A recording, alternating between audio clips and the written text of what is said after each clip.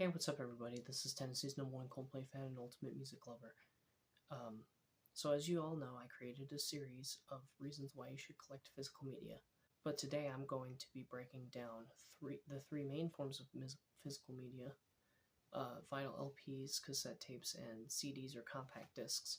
I'm going to dedicate a video to each of those three main formats and explain reasons why you should and why you shouldn't collect them, which will be separate videos of each in their own entities. So before we get started with this video, I wanted to start off by saying, from the filming of this video, yesterday, July 10th, 2026, was the 26th birthday of Coldplay's Parachutes.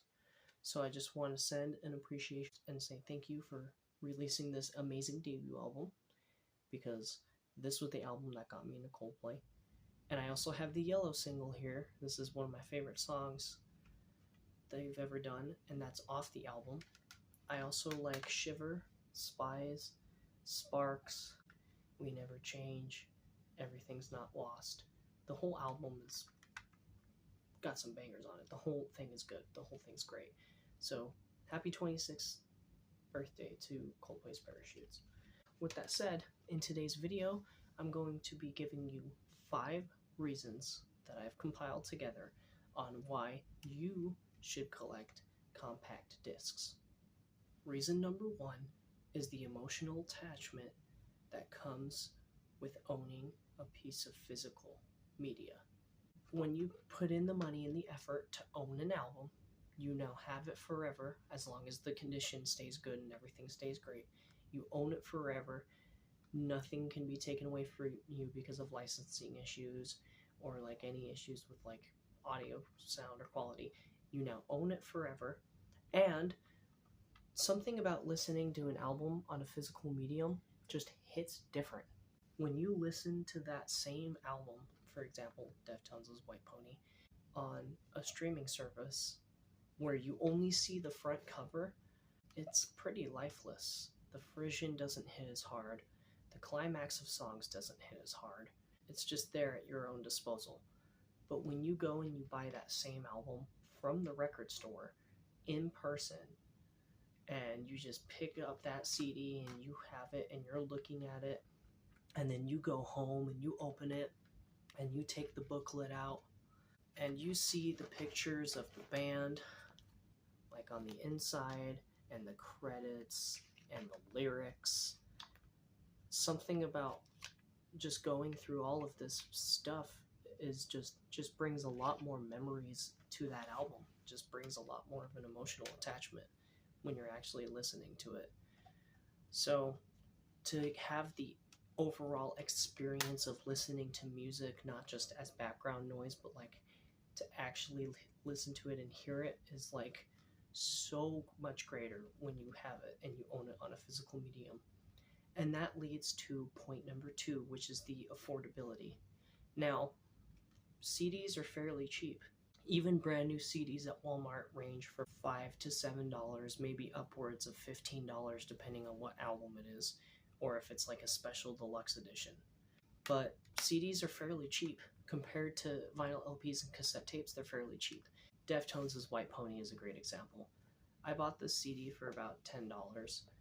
I spent about $40 on the double LP, and then this same cassette from 2000, like the same version reissue with the Back to School Mini Maggot opener, is currently $120 on Discogs, and there's only one copy available.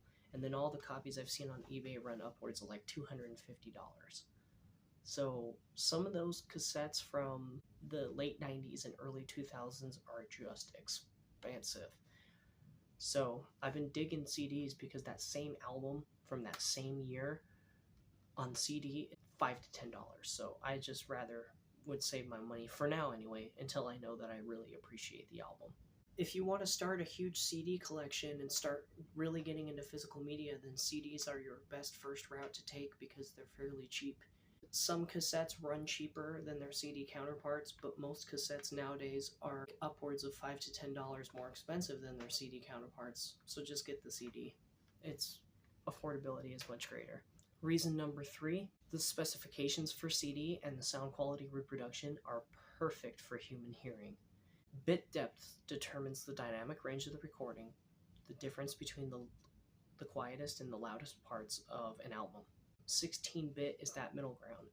If you go upwards of like 24-bit or 32-bit in like high resolution audio, in a Head Phonesty article I was reading, it was talking about how you just hear unwanted necessary noise because there's just way more dynamic range covered. So when it gets too quiet or too loud, you can't even distinguish the difference because of the way our hearing is.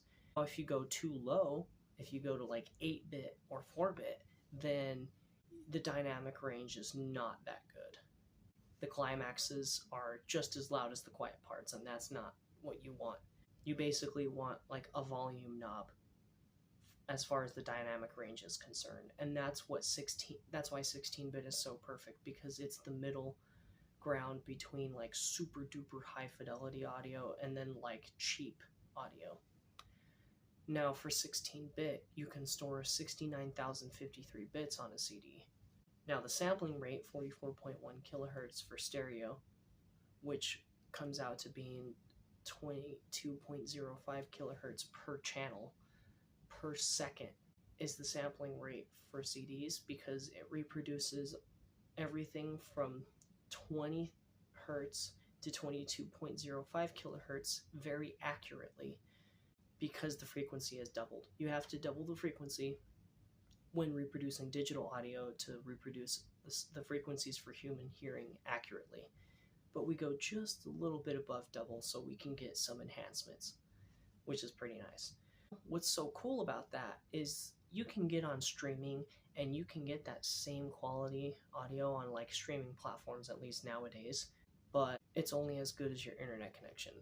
Being pressed physically onto a CD as pits and lands, and then being read as zeros and ones and being replicated from a digital signal to an analog signal. Whether you put this in a CD player or you put it in a CD transport that's hooked up to a digital to audio converter, you're getting that reproduced sound every single time that you play the CD.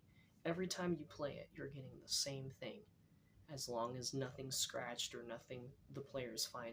The laser just goes through the information, bounces back into the laser, gets reproduced every time. So you don't have to rely on an internet connection. You don't have to rely on speed. It's just the same every single time, which is what I love about them. You get the same quality every time you listen to the album. You don't get anything more, anything less. It's just the same. Reason number 4 is bonus content.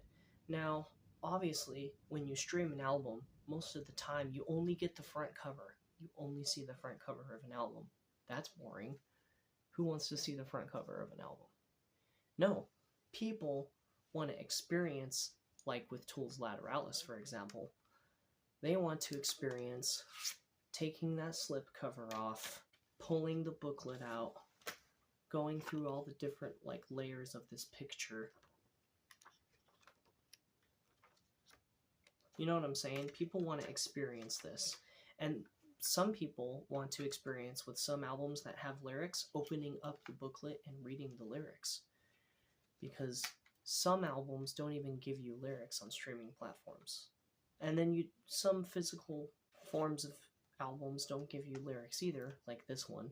But just those little bits of bonus things that you get with buying an album on physical media, you get that. And then, of course, if you buy a form of physical media from like a local artist and you buy their CD, you can get pictures of the band that you usually wouldn't get on like a streaming platform.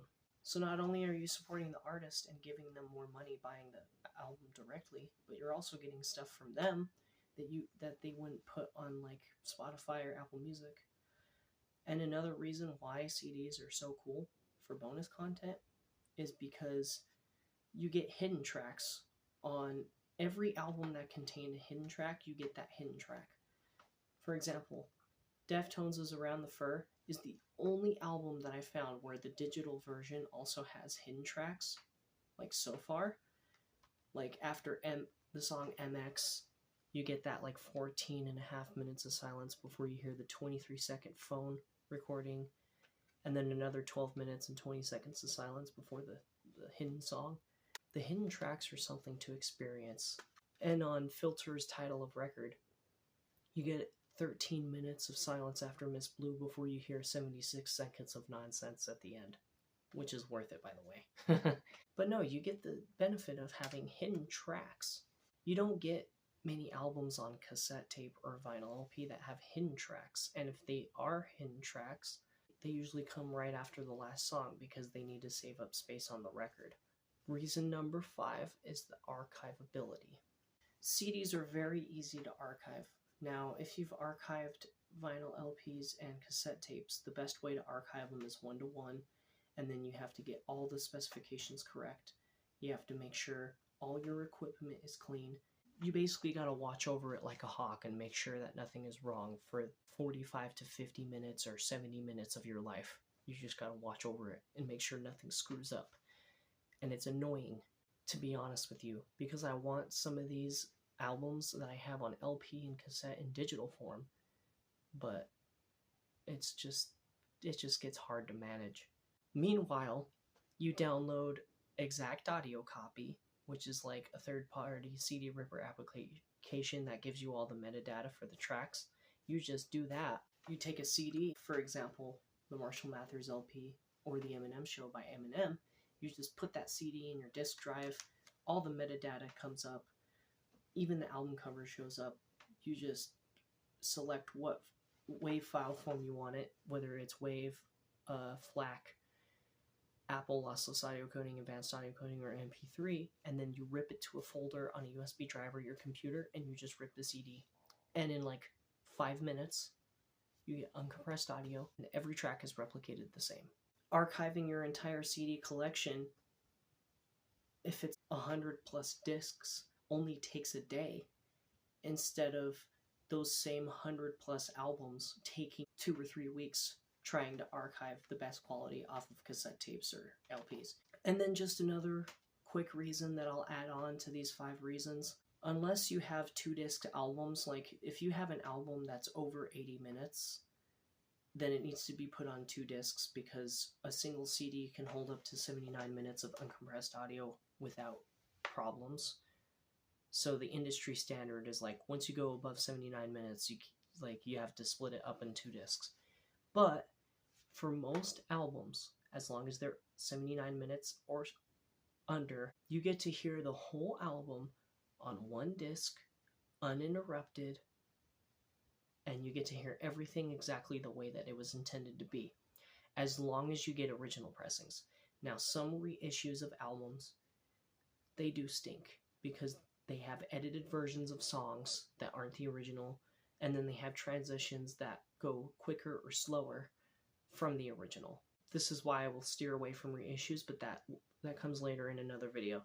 If you have an original pressing of an album on CD, then you don't have to worry about flipping the album to side B after 30 to 45 minutes on a cassette tape, and you don't have to worry about flipping it after every 20 to 25 minutes on the LP. You just hear the transition from the song that would end on side A to the song that would begin on side B seamlessly. And another thing I've noticed from streaming the album and listening to the album on CD is that some transitions while streaming the album on streaming platforms are quicker or get cut off shorter than on the CD. And that is annoying to me because I want to hear an album the way it was intended to be heard. So when I put on a CD, I get to hear every transition the way that it was meant to, every song the way that it was originally meant to be heard, without any remixed versions or any edited versions, like the song that was intended to be on the album upon its release. I get to hear things the way I want to hear them. CDs are very special to me because you get the benefits of owning something on physical media, but you also get to hear an entire album almost exactly the way that it was meant to be heard. And recording cassette tapes with CDs, I've had very good sounding cassettes that have came from being recorded off the CD as opposed to off vinyl or streaming. Like, CDs are a very good way to not only archive digitally but also archive to analog formats. They're just so cool. That does it for today's video on my 5 reasons and then like 1 or 2 sub reasons why you should collect CDs. If you enjoyed the video, please leave a like. Comment down below how big your CD collection is and what your favorite part about collecting CDs is, or what your favorite part isn't. What isn't your favorite part about collecting CDs? Mine personally is when you get digipacks, when you get cardboard sleeves instead of jewel cases. Ugh, so annoying because they wear out way quicker.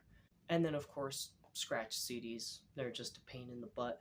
There's some albums that have pits on the label side of the disc that I have to rip audio anyway for the error correction, because my CD player just won't play it back. So I have to rely on the disk drive to hopefully correct those errors and then listen to music off my USB, which gets annoying, but it is what it is. Anyway, that's it. If you enjoyed, leave a like, comment down below what you like or don't like about CDs, and then subscribe to the channel for more music-related content. And I'll be coming out with a part 2 of reasons why you should collect physical media soon, and then eventually an LP or cassette video. So that does it for today. I'll catch you guys on the other side. Rock on. Peace.